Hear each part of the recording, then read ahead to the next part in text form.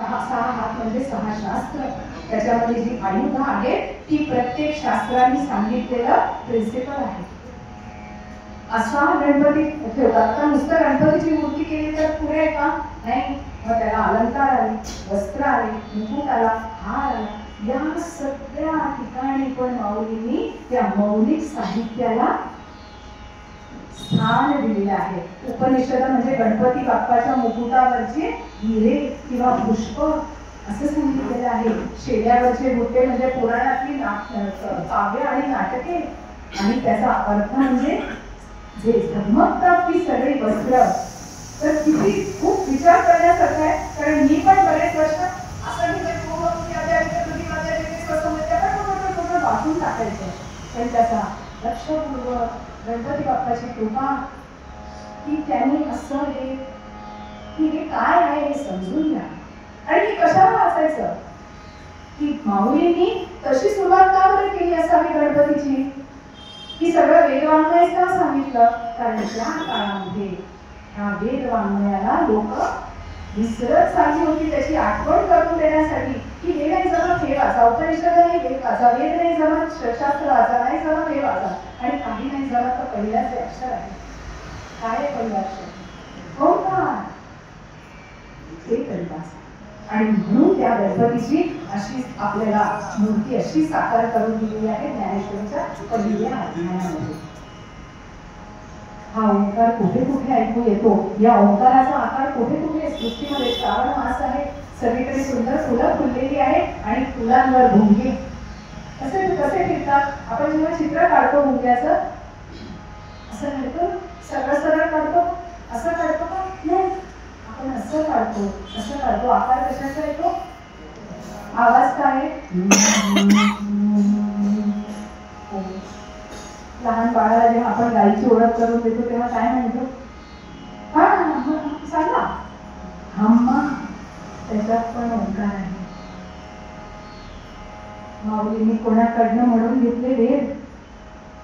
सगळ्यात कमी इंटेलेक्ट प्राणी सांगा, माहितीये? बोला मी एकटी सांगणार. रेड्याकडनं आयक्यू किती आहे? Lowest IQ, right? असं असं म्हणतात आहे की नाही?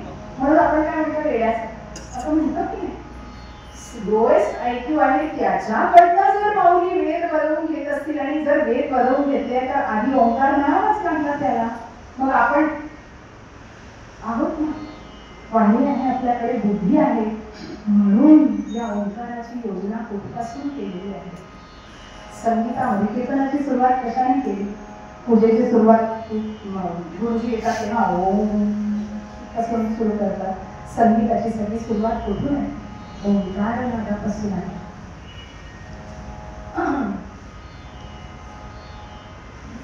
विजयनगरामध्ये एक राजा होते, राजा विजयसिंग. संगीत प्रेमी होते आणि त्यांच्याच दरबारामध्ये एक बाबा केदारनाथ नावाचे संगीतज्ञ होते. पण ते बाबा केदारनाथ हा सरळ व्यक्तिमत्व आणि त्यांना आपली स्तुती आवडत नसते. आणि दरबारातले सगळे तर एक दिवस राजा विजयसिंग बरोबर जेव्हा ते उभे होते आणि समोर पर्वताकडे बघत होते आणि राजा त्यांच्या सगळ्या संगीताची फार फार स्तुती करत होते, तेव्हा ते म्हणतात, अहो तुम्हाला संगीत ऐकायचं? सृष्टीतलं संगीत ऐका. आणि त्या संगीताला साथ कोण देतात? तर आज जे संगीतकार ज्यांना म्हटले भगवान महादेव. भगवान महादेव काय म्हणतात? कसा आकार आहे? नीट लक्षात घ्या. हा, आणि ते म्हणतात तो जो डमरू आहे त्या डमरू कशाचा आहे? सोहमचा डमरू आहे. सोहमचा डमरू आहे. पण नाद कोणता येतात? सोहम हर सोहम हर डमरू वाजे, सोहम हर डमरू वाजे, सोहम हर डमरू वाजे, सोहम हर डमरू वाजे. उसके सुर तारों उसके सुर तारों के सुख कारक झूले पर, सुख कारक झूले पर, झूम रहे सरितासर, झूम रहे सरितासर, बनकर बाजे सोहम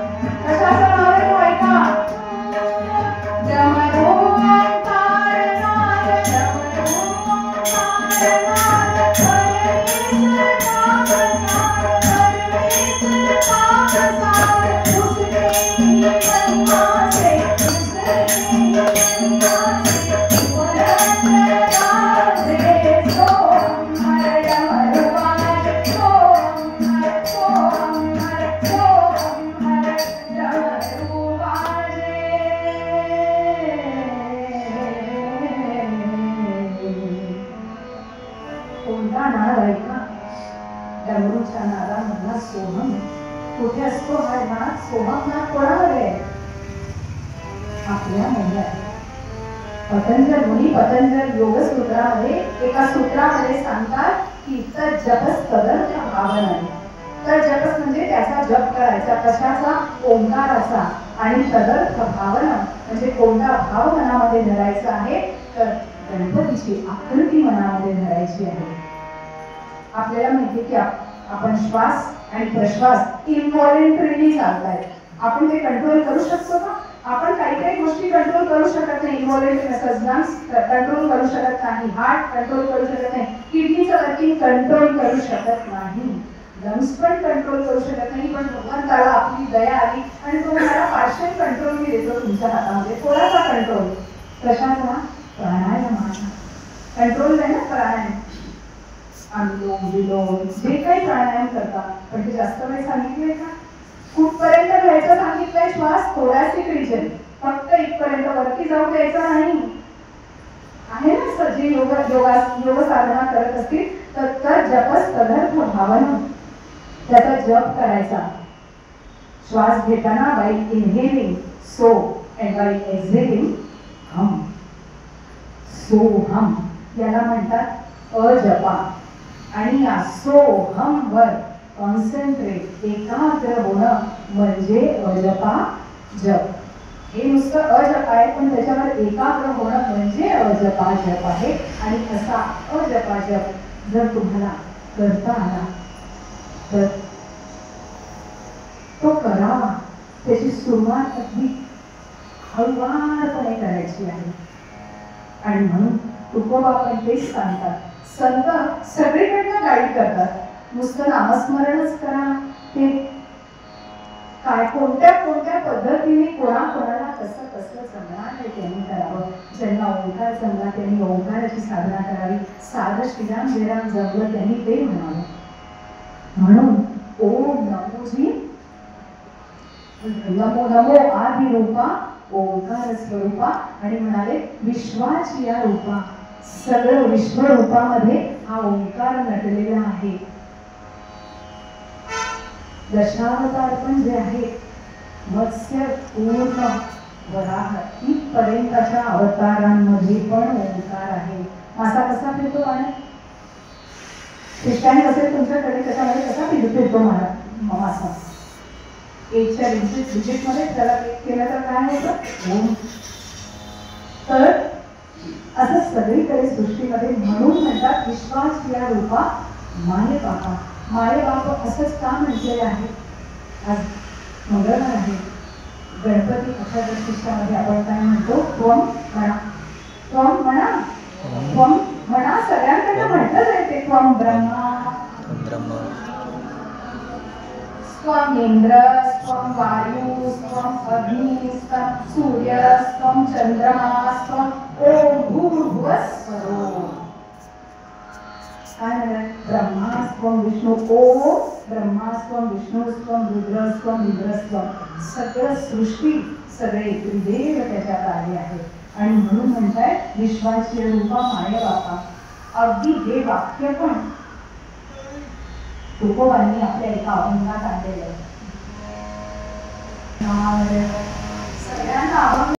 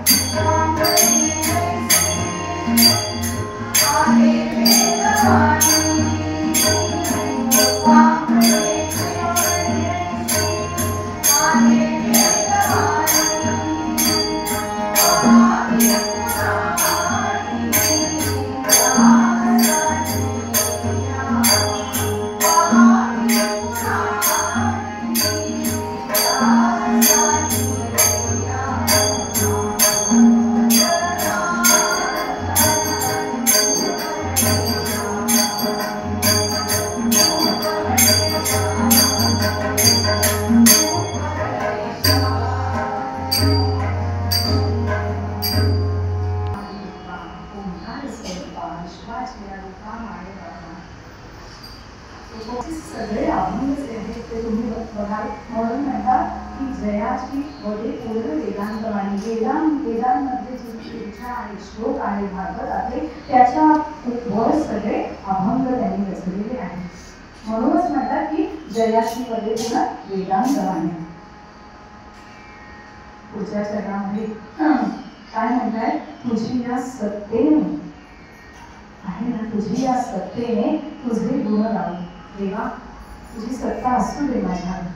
वाटतं ना आपल्याला प्रत्येक वेळा देव माझ्या बाजूने असला पाहिजे, माझं सगळं सहाय्य त्यांनी केलं पाहिजे तुझी या सत्तेने. आणि मग जर त्याची सत्ता आहे तर मग पहिलं काम काय करायचंय, तुझी या सत्तेने तुझे गुण लावू. सगळीकडे त्याची सत्ता आहे, सगळीकडे दिसतं. आता 2 महिन्यांपूर्वी कशी होती झाडं, आणि आता बघा प्रत्येक झाडावर पानं फुलं एवढी आहेत.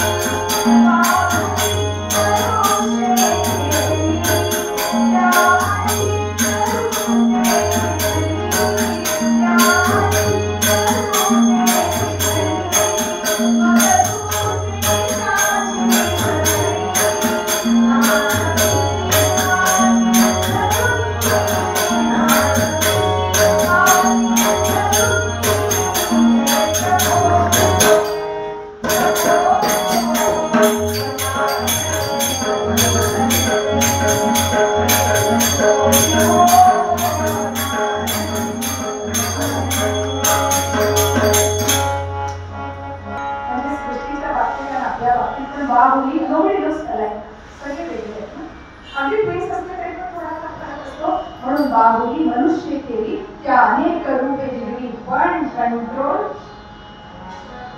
सूत्रे त्यांची सगळी कठोरी ना सविस्ती हाती धरुनी. आणि म्हणून त्याला शरण जायचंय. मग त्याला शरण जाताना काय काय काय म्हणतात तुकोबा, नमो आधी रूपा कोणाला करायचंय, ओंकाराला, ओंकार स्वरूपा.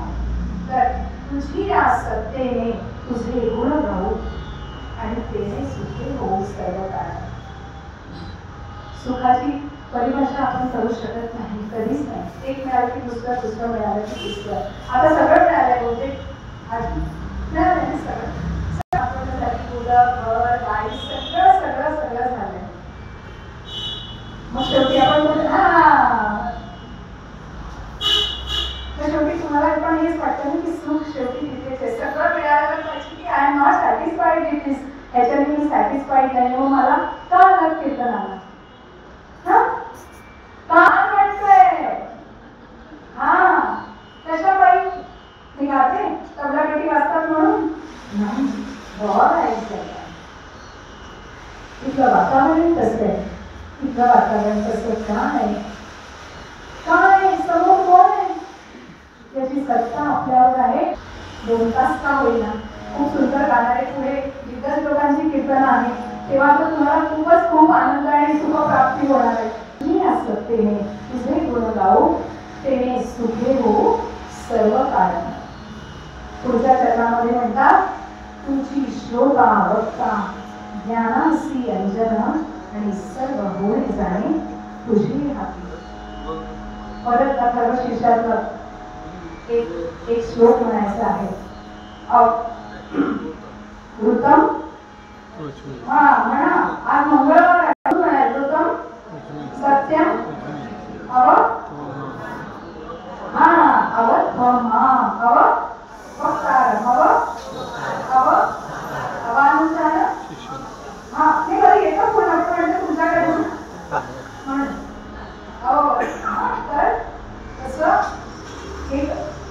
अभंगात आले आहे. तुझी श्रोता वक्ता ज्ञानासी अंजन अववक्ता.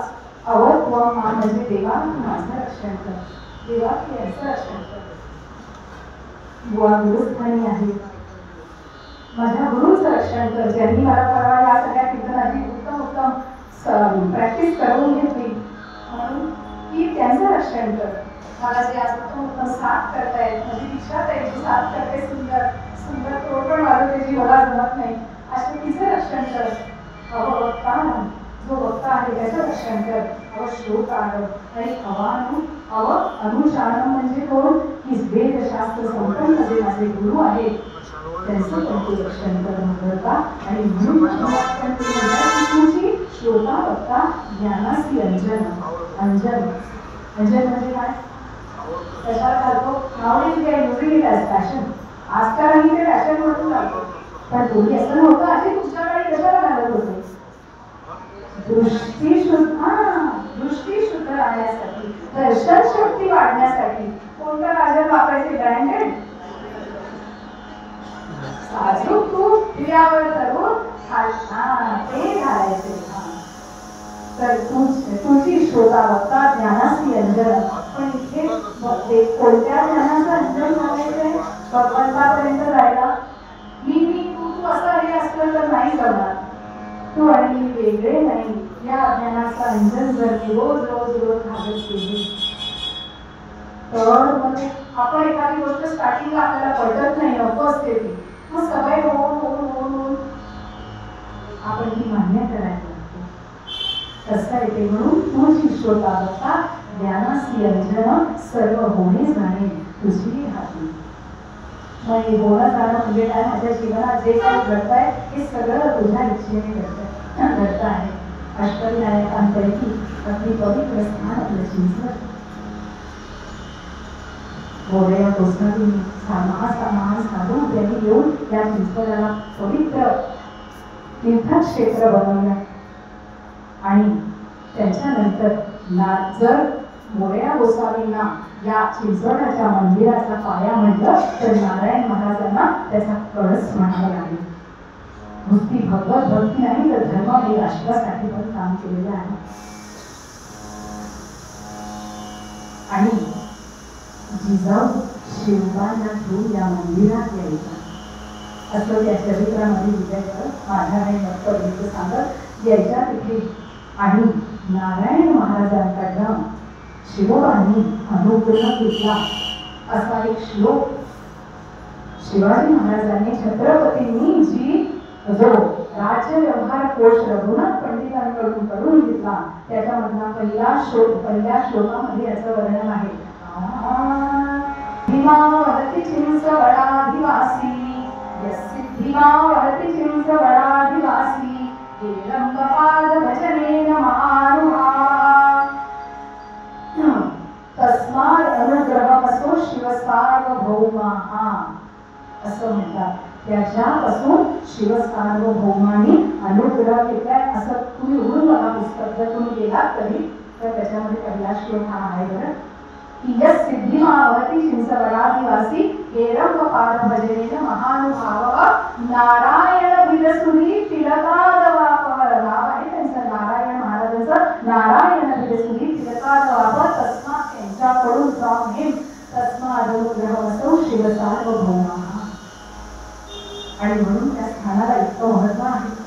पुढे त्यांचे नातू चिंतामणी महाराज दृष्टांत आपल्याला सगळ्यांना माहिती की एका दुपारच्या भोजनाच्या आधी पाकवरी ठेवायला बाहेर गेले आणि समोर बघतात तर कोण आले होते? दोन संत, तुकोबा आणि समर्थ रामदास स्वामी. आणि मग चिंतामणी महाराज म्हणाले की आज भोजन केल्याशिवाय, प्रसाद घेतल्याशिवाय जायचं नाही. तुकोबा म्हणाले अति का? म्हणजे तयार आहोत, तुम्हाला पाहिजे तर वापर कुमादेवीकडे पण येतील. म्हणाले अरे वा, आजच कोणी असा देव आनंद बघितला. बोलवा त्यांना वापर कुमादेवीवर आले. मग समर्थांना म्हटलं त्यांनी की आता प्रभू रामचंद्रांना आपण म्हणाले लोपेक्षी करा रामदासाभिमानी.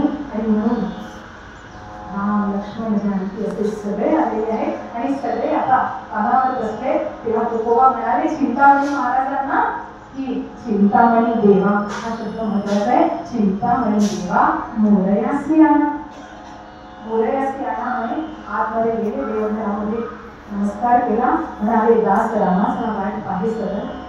कोण बसलेले सगळे, त्यामुळे नमस्कार केला आणि मागे वळले तर आहे तिथे सगळं चित्र काढलेले आहे. तिथे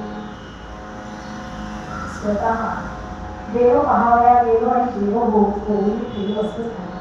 बाहेर आले, सगळ्यांनी नमस्कार केला आणि म्हणाले देवा, म्हणाले तुम्हीच तर म्हणाला होता जाताना की चिंतामणी देवा, तुम्ही देवा म्हणता आणि देवाने मनास देव केलं. आणि तेव्हापासून त्यांचं आडनाव देव असं पडलं असं त्या पुस्तकात आहे. तर चिंतामणी देवा असं आहे. म्हणून त्या म्हणतात की त्यांच्या हातात होता का? म्हणून तुकोबा म्हणतात की सर्व होणे हे व्हावं नाही हो, मी गणपती स्वरूप व्हावं नाही हो, हे सगळं सर्व होणे जाणे तुझी येणे हाती. म्हणून म्हणतात आणि हे का झालं की तुझी आसक्तीने तुझे गुणगान. किती गुणगान केलं असावं? ही अवस्था गाठायला, ही परम अवस्था गाठायला कशी भक्ती केली असेल, किती नामस्मरण केलं असेल, किती शरणागती असेल, किती विनम्रता असेल आणि किती तुझ्यासारखं मला कर. गोविंद गोविंद म्हणा लागली या छंद, त्याच्याशिवाय होत नाही. आणि अशीच काय होऊन जाते. तुम्हाला सगळ्यांना दृष्टांत माहिती आहे. कोट्यांमध्ये तुकोबांनी तो दृष्टांत दिला आहे की गोविंद गोविंद म्हणा लागली या छंद. तुका म्हणे आणि मुळेची वेगळी. आता आई आई राहिली एका पक्षाकडे रोज बघते. दृष्टांत माहिती आहे आपल्या सगळ्यांना की कुंभारे नावाचा एक पक्षी आहे, त्यामध्ये त्यामध्ये ती आई आणून ठेवते आणि रोज त्याला टोचते. मग ती आई विचार करते आणि ही मला रोज उडत येऊन पक्षी मला टोचून आणि जाते, ही मला टोचायला का येऊ शकते? काय त्यांची काम? पण हिच्याकडे पंख आहे म्हणून उडून येते, टोचा मारून उडून जाते. आणि म्हणून ती त्या पक्षाकडे बघत राहते, ऑब्झर्व करत राहते. आणि एक दिवस काय होतं, तिलाच पंख फुटतात आणि ती त्या घरट्यामधून उडून जाते. कारण ध्यासच असा घेतला की मी पण इथून पळून जाऊ शकते, पण माझ्याकडे हे पंख नाही, म्हणून हे पंख यावे असा ध्यास घेतला. म्हणून देवा तुझ्यासारखं व्हायचंय, पण त्याच्यासाठी काय करावं लागेल? ध्यास, निधिध्यास असा करावा लागेल. आणि त्याच्यासाठी मग परत पहिल्या अभंगाच्या सुरुवातीला काय म्हणतात? नमो आदिरूपा ओंकार स्वरूप. आपण काही कठीण करायला जाऊ नका. ओम असं ओंकार ओंकाराचा जप करत राहा. माऊलींनी संजीवन समाधीच्या मध्ये बसायच्या आधी काय किती वेळा ओंकार म्हटलेला आहे? 3 वेळा ओंकाराचा जप, ओंकाराचं अनुसंधान देवाशी जोडून आणि मग समाधीस्थ झाले. शेवटच्या चरणामध्ये तुकोबा म्हणतात तुका म्हणे तेथे नाही मी तुकोबा.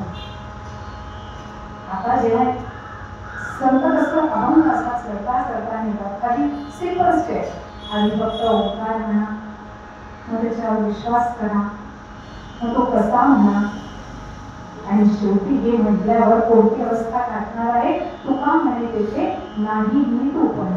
आता तुला मी वेगळा राहिलेलो नाही. कसं? परातीमध्ये पाणी तत्वज्ञानाचा दृष्टांत आहे. परातीमध्ये पाणी आहे. परातीमधलं पाणी एका भांड्यात घेतलं. पराती ही परात आहे. भांड्यात पाणी ठेवलं तेव्हा पाण्याला कशाचा आकार येतो? भांड्याचा. ग्लास बॉटल त्याच्यामध्ये त्याचा आकार येईल. जगमध्ये ठेवला त्याचा आकार येईल. तर ते वेगळं होतं आणि तेच पाणी परत परातीत ठेवलं की आपल्याला ओळखता येतं की हेच पाणी भांड्यातच जाते अग्नी तैसा विशेषी ग्रासोनी सर्वची आहे ज्ञानदेव म्हणे. ज्ञानदेव म्हणे तुझं माझा बोल ऐकणे. इतकं सुंदर दृष्टांत आणि एक्झाम्पल आहे की ज्ञानदेव म्हणे तुझं माझा बोल ऐकणे. तर हातातही मिठी देणे जयाकडे. मीच माझ्या या हाताने या ताळी देण्यासारखा आहे. दोन्ही हात माझेच आहे. इतकी एकरूपता. ती एकरूपता कशी आणू शकता तुम्ही? ओंकार आहे. योग साधनेमध्ये कुंडलिनी जागृती सांगितली आहे. ती कुंडलिनी जागृती सांगितली आहे. ती पण तिथला मंत्र काय आहे? कुंडलिनी जागृतीचा मंत्र आहे बीजाक्षर आहे लंब. कशाचा आहे? लंबोदराचा लंब.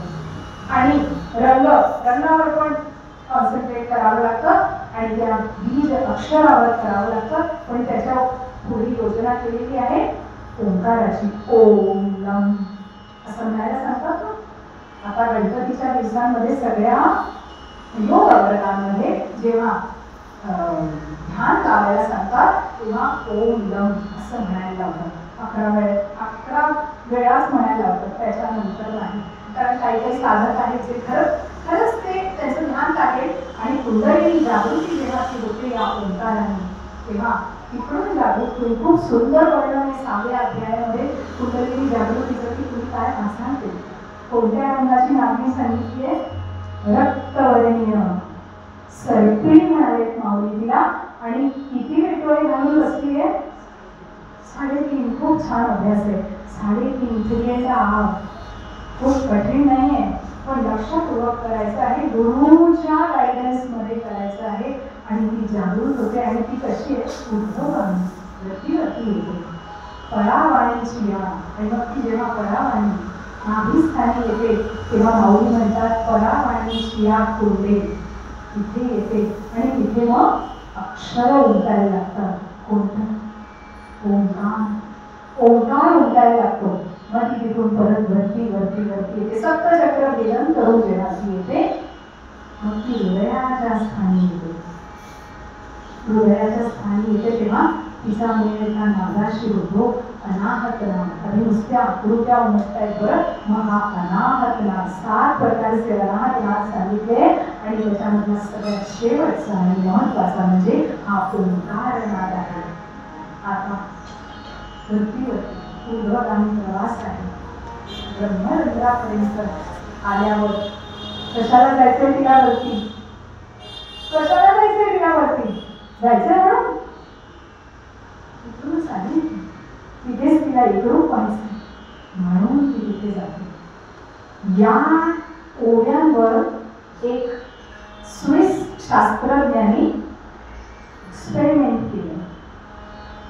टेलिस्कोप नावाचा टेलिस्कोप नावाचा एक हे बनवला. टेलिस्कोप आहे तसा हा टेलिस्कोप. तो टेलिस्कोप बनवला. जनरली त्याला काय लागतं? बॅटरी लागते किंवा इलेक्ट्रिक सप्लाय लागतो. तसं न करता साऊंड वेव्हनी त्याला सुरू केलं. कोणते साऊंड वेव्स? ओंकार. ओंकाराचे साऊंड वेव्स कंटिन्युअस त्या टेलिस्कोपच्या समोर. आणि मग टेलिस्कोप मधून पडद्यावर आणि रेतीवर कोणता आकार उमटला? ओंकाराचा. कारण साऊंड वेव्स कशाचे आहेत? मग हेच त्यांनी दुसऱ्या भाषेबरोबर पण एक्सपेरिमेंट केलं पण आकृत्या आल्या नाही. कारण ओंकार ह्या कोणत्या लिपी कोणत्या भाषेपासून आलेला आहे? तर संस्कृत पासून. तर 2च भाषांनी तो ओंकार म्हटला. एक संस्कृत आणि एक प्राचीन हिब्रू भाषा. Ancient Hebrew. याच्याने ओळखला. एवढं महत्व या ओंकाराचं तुकोबा अगदी सोप्या शब्दात आपल्याला आजच्या निरूपणाच्या अभंगामध्ये सांगत आहे.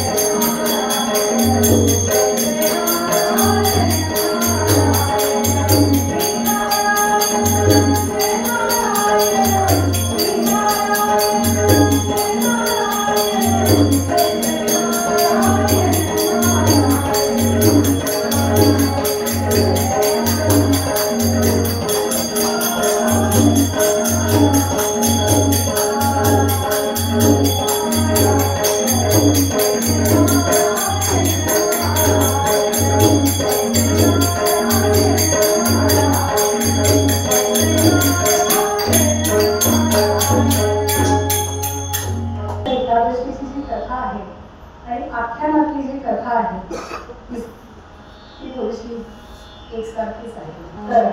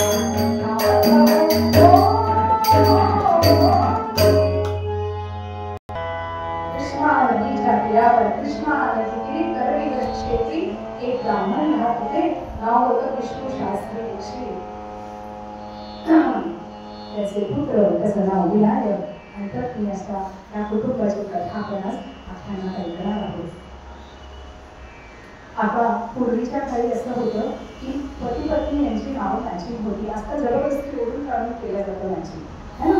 तर वेज मनू पंक्ती पिंटू पंक्ती पप्पी असं काहीतरी असतं. याच्यामध्ये मनू कोण आहे आणि तनू कोण आहे हे कळत नाही. तनू वेज मनूमध्ये मनू मुलगी आहे की तनू मुलगा आहे कळतं का नाही कळत. पूर्वी कसं काय नाव रामचंद्र नाव असले की पत्नीचं नाव असेल सीताबाई, विष्णू नाव असेल तर लक्ष्मी. विष्णू शास्त्री दीक्षित पत्नीचं नाव काय असेल लक्ष्मी. अर्थातच लक्ष्मी अशी प्रॉपर पेअर नावं होती. तर असं हे कुटुंब निवास करत होतं कुठे कृष्णा नदीच्या तीरावर. विष्णूचा शास्त्री दीक्षित म्हणजे कसे दशग्रंथी ब्राह्मण काशीला जाण्याने करून आले होते. प्रचंड बुद्धिमत्ता सगळं चांगलं. पण नेहमी कीर्तनात सांगते की always well it is only movie. ते फक्त पिक्चरमध्ये असतं. असं असतं ना ऑलवेज वेल एव्हरीवेअर नाही. काहीतरी एक गडबड असते, काहीतरी कमी असते, काहीतरी मोहीम असते, काहीतरी दुःख असतं. तसंच विष्णू शास्त्राच्या पण जीवनामध्ये होतं. शहाणा शहाणा चतुर देखना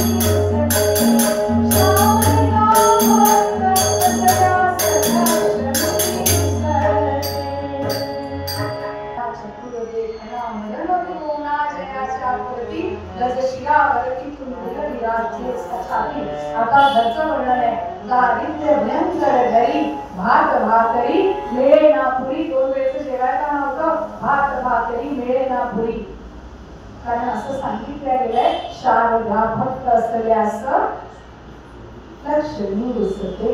तसंच काहीतरी होतं. पण या लक्ष्मीबाईनं घरची गरिबी घरचं दारिद्र्य हे बाहेर कधीच बायकांची स्पेशालिटी असते. ते बरोबर सगळं सांभाळून घेतात. म्हणून मी कोंड्याचा मांडा करावा आणि आनंदी राहावं. एवढं सगळं करत असताना आपण एक आशा असते ना तेव्हा काही नको पण पदरात हा आणि केली नव्हतं मग किती बरं दुःख. आणि मग एक्सपर्ट ॲडवाइस सगळेच देतात. काही आपल्याला झालं बोलला दुखला तरी पण असं बरं किती advice second opinion thousands of opinion दिलेले मिळतात की कितीतरी ओपिनियन बिकॉज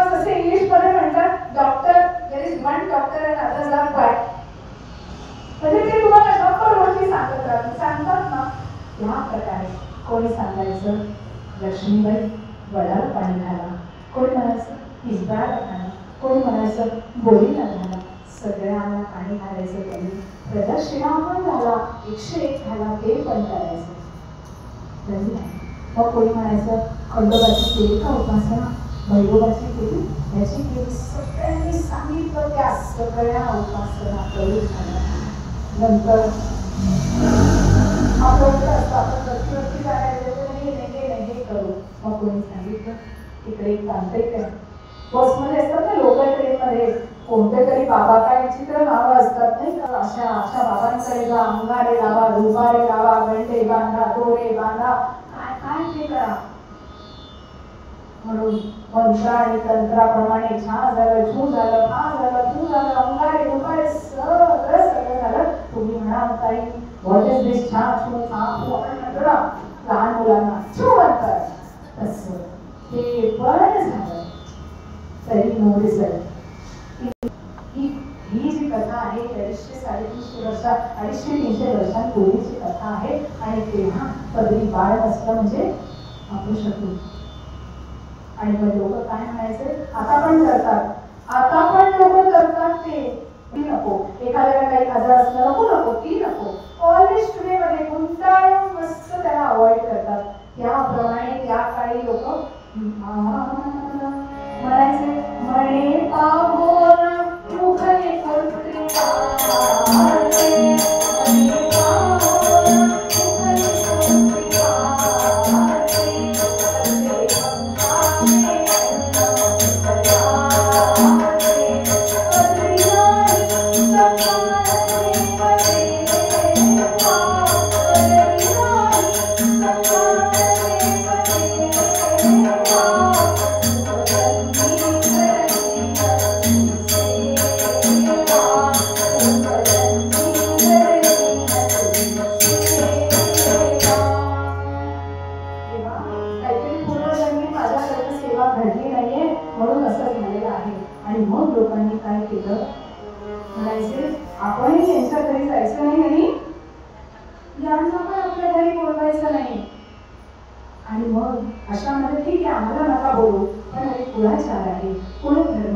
सत्यनारायणाची पूजा आहे. नेहमी सवाष्ण ब्राह्मण आपल्याला लागत असतात. लोक म्हणाले यांच्याकडे जायचं नाही, आपण यांच्याकडे गेलं तर रिटर्न गिफ्ट आहे ना, आपण गेलं तर यांना बोलवावं लागेल, रिटर्न गिफ्ट नाही नको आहे आम्हाला.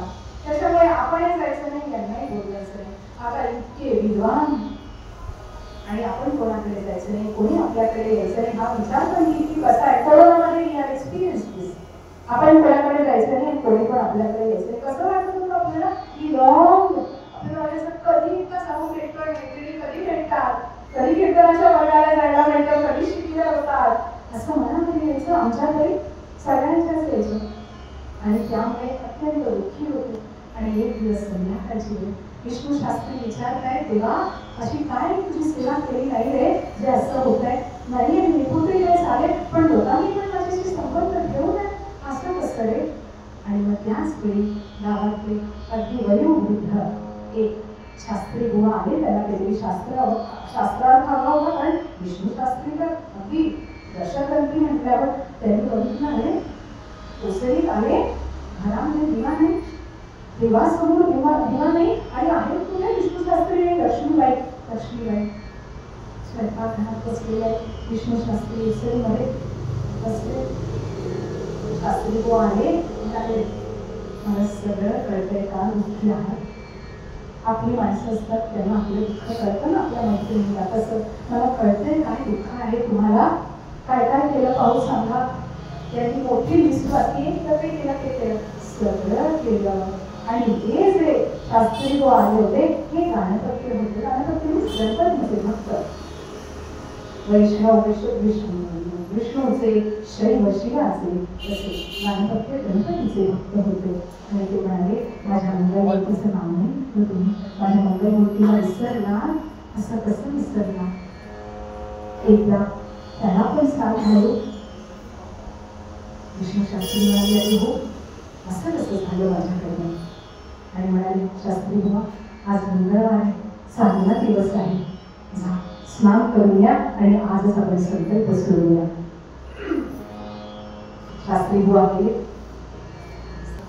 बुवा गेले स्नान करून आले आणि चौरंग लावून गव्हाची तांदळाची नास केली आणि त्याच्यावर कलश ठेवला. शास्त्री बुवा म्हणताय आपल्याला सगळ्यांना श्लोक येतो. आज मंगळवार आहे. म्हणा प्रारंभी विनती करू गणपती विद्यादया सागरा. प्रारंभी विनती करू गणपती विद्यादया सागरा. अज्ञानत्व हरून शुद्ध मतिरे आराध्य मोरेश्वरा. चिंता क्लेश दुःख दरिद्रावधे देशांतरा पाठवी. हेरंबा गणनायका गजमुखा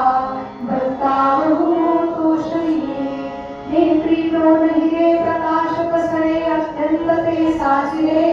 माथा शेंदूर पांझरे वैभवे गिरवां सुरवां पुरां सेतुरे. माझे चित्त विरे मनोरथ पुरे देखो निचिंता हरे. रोसारी सुत वासुदेव कविरे रामोरया लास्मरे. मंगलमूर्ती आणि म्हणाले आजपासून 21 दिवस या श्लोकांचं या मंत्रांचं पठण करा आणि 21 दिवस या अर्चनरूपी ब्राह्मण देवांनी कितीतरी आवडीपणा केली असतील कशाची अधर्व शीर्षाची. आणि एक दिवस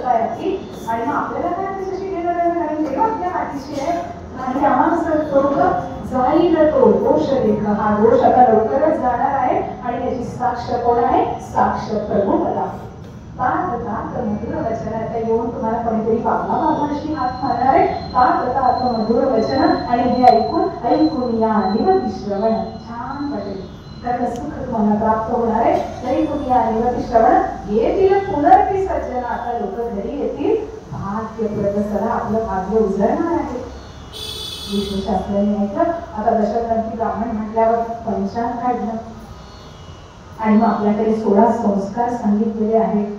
ते जर तुम्ही त्याचं सगळं डिटेलिंग वाचलं तर आपण कन्व्हिन्स होऊ की हे करायला पाहिजे, पण आपण स्किप करतो. आपल्याला आवडेल तेच संस्कार आपण करतो.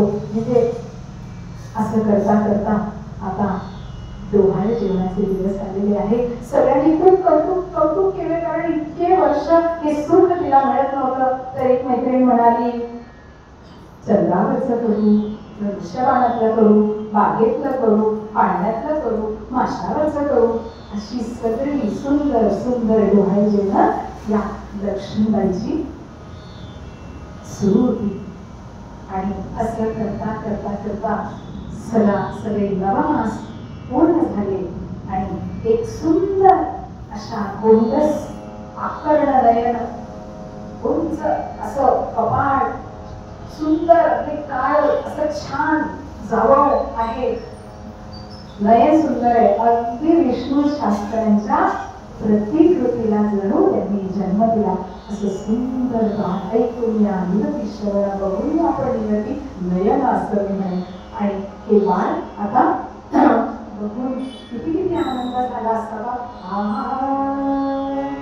पाहता पुत्र मुख डोळे मानिले सौख्य सरी चौघे.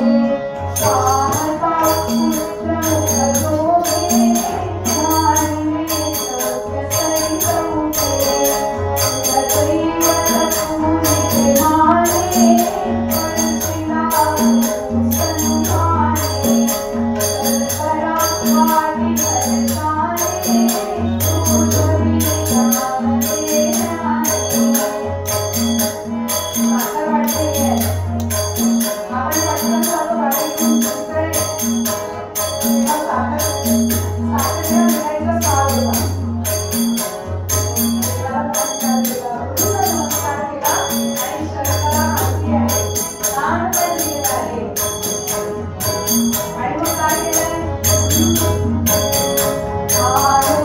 तुम्ही गणकास करतिले जात करवास. देविले नाव तुमकास. काय वाटलं? कोणाच्या कुठे काय झालं? विनायकाच्या, गणपती बाप्पाच्या. म्हणून कानामध्ये आपल्याला काय नाव सांगितलंय? असं म्हणतात ना, विनायक विनायक विनायक. अरे विनायकाचं नाव ठेवलं. देविले पुत्र रत्नास.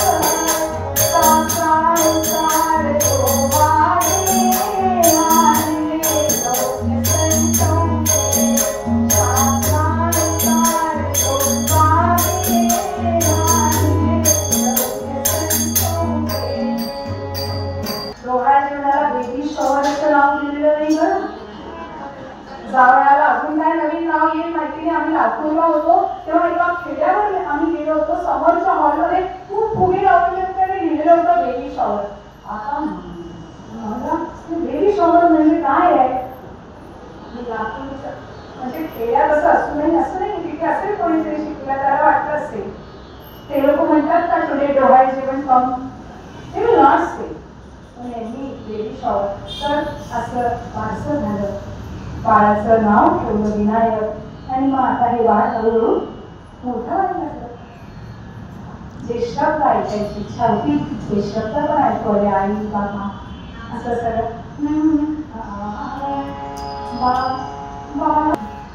ऐकू आले.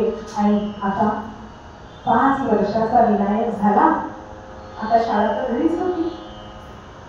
म्हणून बाबाला म्हणाला, मी केव्हा येणार तुमच्या गुरुकुलामध्ये? नाही येणारच लवकर बाबा. तू केव्हापासून यायचंय?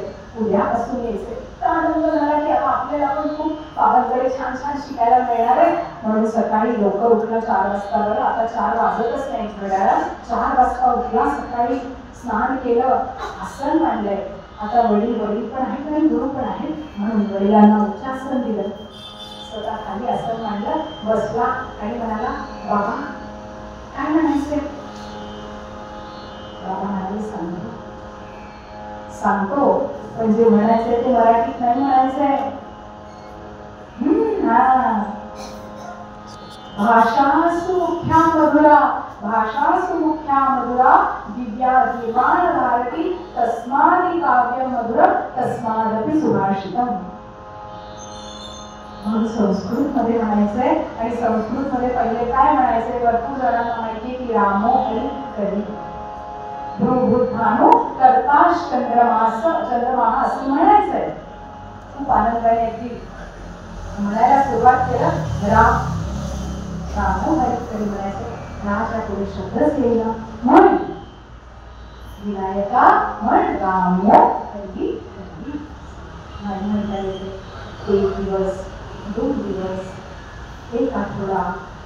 दिवस 6 महिने 12 वर्ष झाली तरी याच्या मुखातून शब्द फुटेना.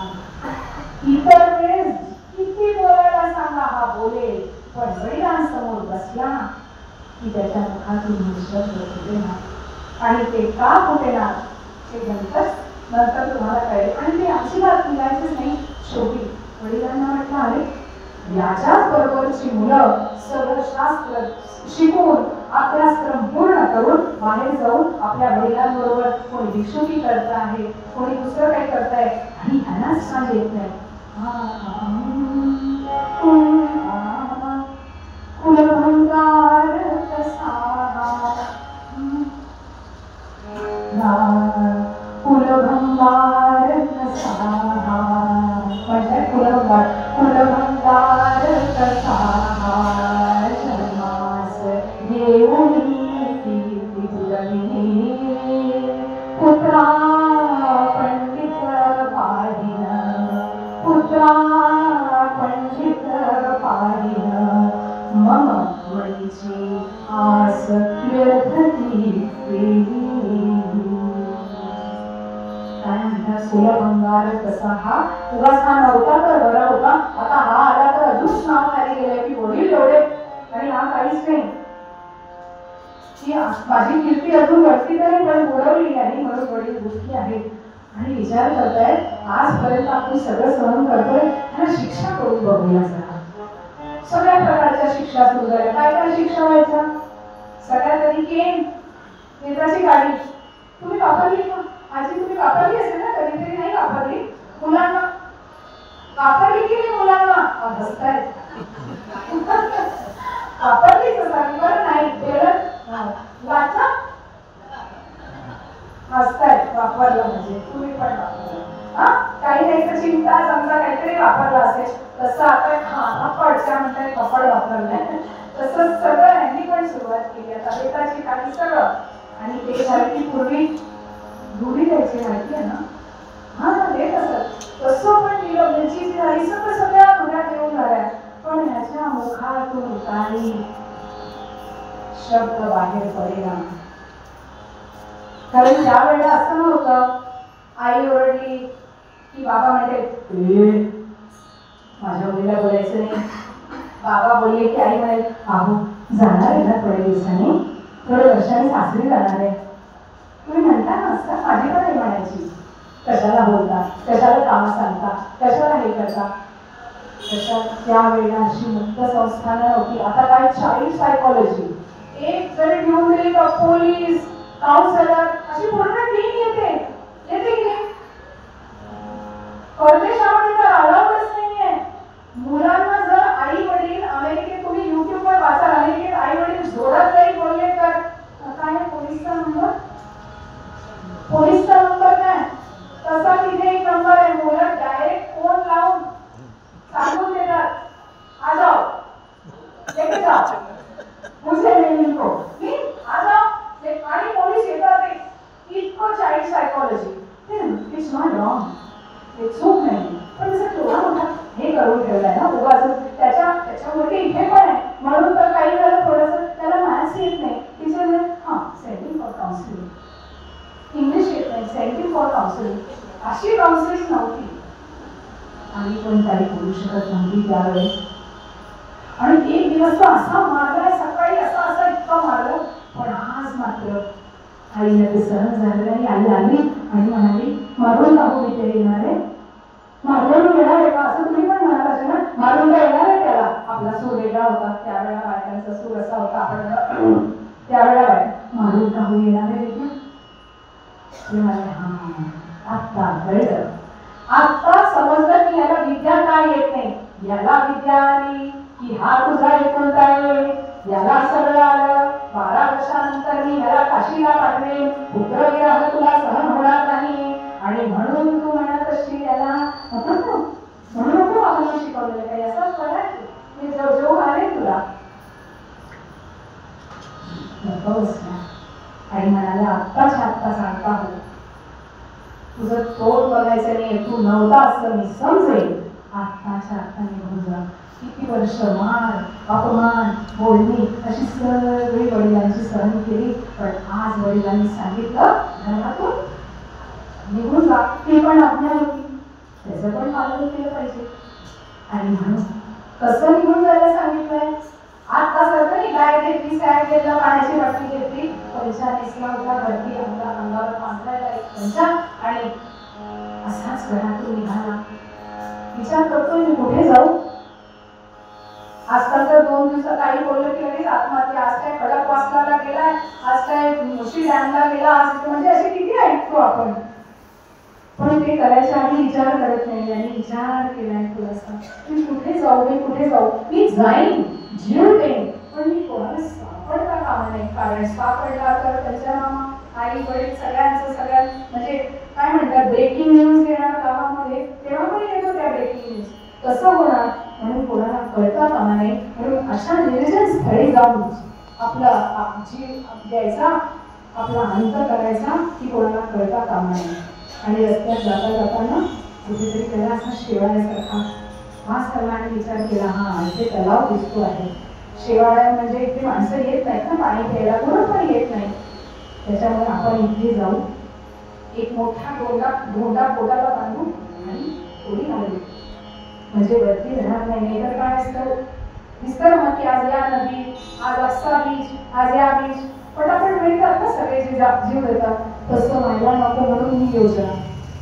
आणि मग विचार केला की बरं जातो. खाली उतरला, पायऱ्या अशाच पायऱ्या होत्या, पायऱ्यांनी उतरला आणि चढताना मात्र सरळ न गेला, त्याचे पाय असे दुसरीकडे, या पायऱ्या कशा इकडे तिकडे जातात. संचार केला त्याने, इकडे आत गेला, त्याला कळलं तिला थांब लागला हाताला आणि मंदिरात आलो आपण. आणि विचार केला, बरं झालं देवा, मरायच्या आधी, जीव द्यायच्या आधी तुला नमस्कार करतो आणि मग जीव देईल. पुढच्या जन्मी तरी तू पुन्हा करशील माझ्यावर. आणि मग पुढे पुढे पुढे गेला. मंदिर अंधार एकदम, आजम मूर्तीचा पडतो आहे. आणि मग कळलं की गणपतीची मूर्ती, चतुर्भुज पाषाणकुश कुशध्वज असं सगळं त्याला कळलं. आणि गणपतीला म्हटलं की तुझ्या सगळ्या भक्तीने, पूजेने, आराधनेने, अनुष्ठानाने माझ्या आई वडिलांना मी झालो आज पाण्याची देवा, असं करुणा भागतो आहे. आणि म्हणतो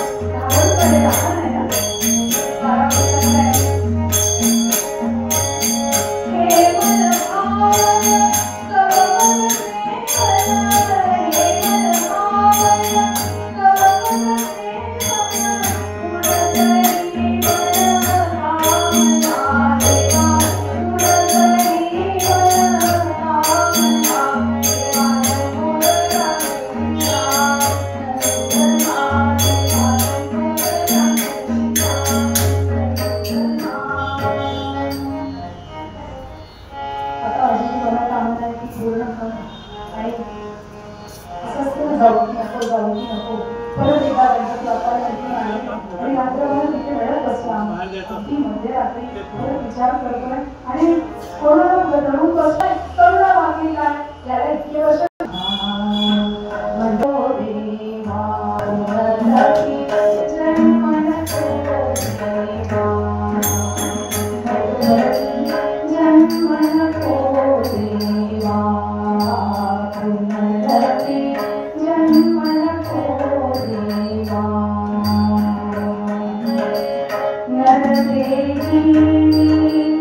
ये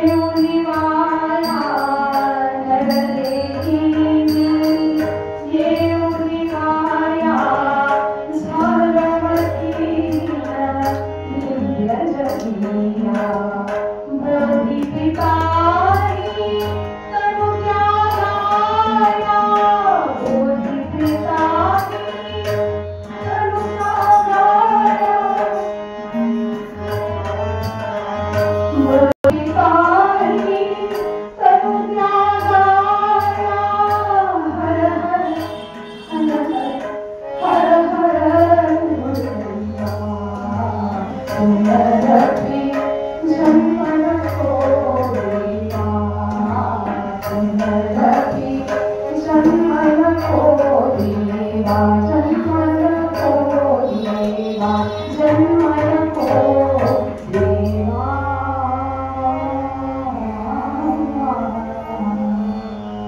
देवा एकदा जन्माला घातलं असंच ठेवलं परत तुझ्या चरणाशी आलो आता सगळं कर पण जन्माला घालू नको देवा अशी प्रार्थना देवाची करतोय देव परीक्षा घेतो मग परीक्षेचा पेपर सोपा असतो का परीक्षा म्हणजे कठीण कठीण परीक्षा भगवंताने घेतो आणि मग त्याचं असं ऐकून आणि मग जातोय उत्तरला पाहिल्या आणि एकदम उतरतोय बघितलं तर हा गाभारा जो आहे तो कोटी सूर्याच्या तेजाने दीप्यमान झालेला आहे कोटी कोटी लोकांशी फिरत आहे तेजस्वी आणि आता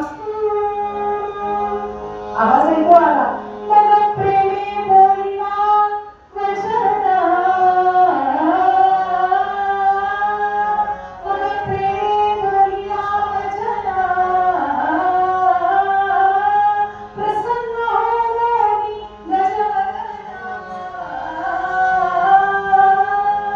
म्हणे बाळा माग वरदान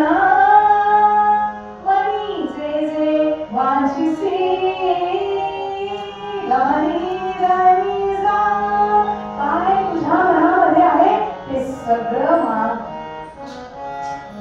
पण हा कसा आहे बघितलं बाप्पा खरंच तुम्ही आलात का मला दुसरं तिसरं काही नको माझ्या वडिलांना जितकं अपेक्षित आहे तितकी तरी विद्या देवा मला येऊ दे खूप काही मला नको मला घरदार नको काही नको मला विद्या येऊ दे पण आता डी.वाय. पाटील युनिव्हर्सिटी आली नव्हती मुंबई युनिव्हर्सिटी आली नव्हती पुणे युनिव्हर्सिटी आली नव्हती समोर आली होती ती गणपती युनिव्हर्सिटी आली होती आणि मग त्या गणपती बाप्पांनी काय केलं त्याच्या जिभेवर आपल्या अंकुशाने काय काढला ओंकार काढला कारण सगळ्या विद्येची सुरुवात ओंकार काढला आणि म्हणाले आता घरी जा तुला तुझ्या वडिलांना अपेक्षित आहे तितकं सगळं ज्ञान मी तुला दिलंय येईल का हो योग्य वेळी ते प्रकट होईल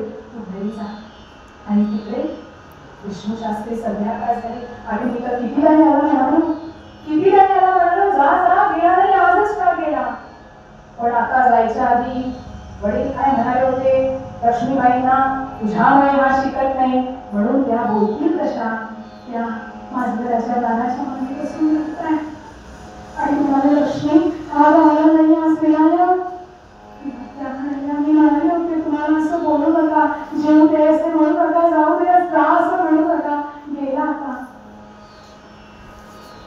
दोघं छान बसले आणि सकाळी 4 वाजताच्या सुमारास गणपती बाप्पा आले म्हणाले विष्णू शास्त्री काय केलं तुम्ही आम्ही तुम्हाला चिंतामणी दिला आणि तुम्ही गारगोटी म्हणून फेकून दिला आम्ही तुमच्या अंगणामध्ये तांबडेनं बांधली आणि तुम्ही भाकर गाय म्हणून ती हाकलून लावली सुकला शास्त्री बुवा सुकला शास्त्री बुवा म्हणतात हो चुकलो मी चुकलो तेवढी तुमची प्रार्थना केली आणि संयम ठेवला नाही आणि काय केलं पण तेव्हा एकदा मला क्षमा करा तेव्हा गणपती बाप्पा म्हणाले विनायक उद्या सकाळी परत येणार आहे आला की त्याचं स्वागत करा विनायक येणार आहे परत पण तो काय घेऊन येणार आहे की गणपती बाप्पांनी सांगितलं आहे आणि अंतर्धान पावले विष्णू शास्त्री गेले म्हणे लक्ष्मीबाई जरा पाणी टाकत किंवा विनायक येणार आहे असा विनायकाने निरोप दिलेला आहे गणपती बाप्पांनी निरोप दिलेला आहे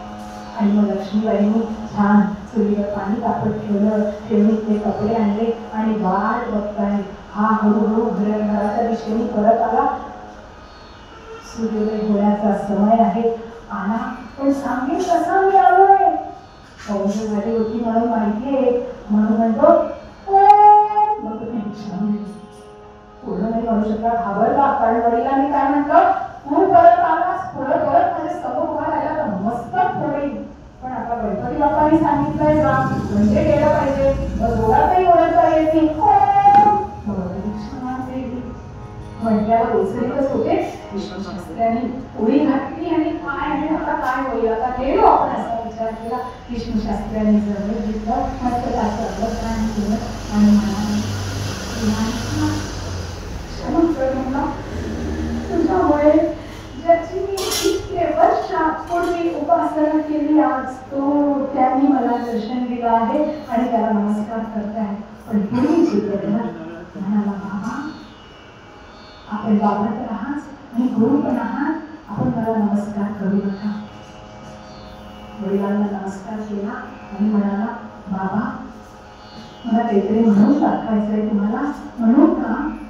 बाबा म्हणाले, दुपारच्या जेवणामध्ये आईने सुंदर सुंदर उकडीचे मोदक केले, गावातल्या सगळ्या विद्वानांना बोलवलं जेवायला. पंगत बसली अशी हिरव्या सगळ्या पानावर असे सुंदर पदार्थ आहेत, गणपतीला आवडणारे. गणपती बाप्पाची दुर्वांकुरांनी सगळ्यांनी पूजा अर्चा सगळी झालेली आहे आणि सगळ्यांनी गणपती बाप्पाचा नैवेद्य ग्रहण केला. नैवेद्यानंतर पूर्व पक्ष उत्तर पक्ष केला गेलं.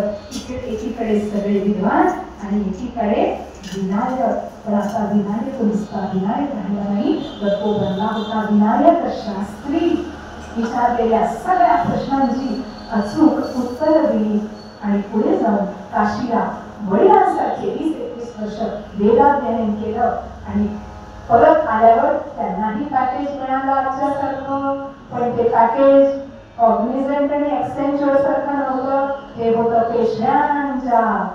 पेशव्यांच्या सेवेमध्ये हे विनायक शास्त्री शास्त्रीत्वा म्हणून रुजू झाले. आणि हे सगळं कशामुळे? सुरुवात कुठून केली होती? वडिलांनी पण आणि पुत्रांनी पण. तर तुकोबा सांगतात,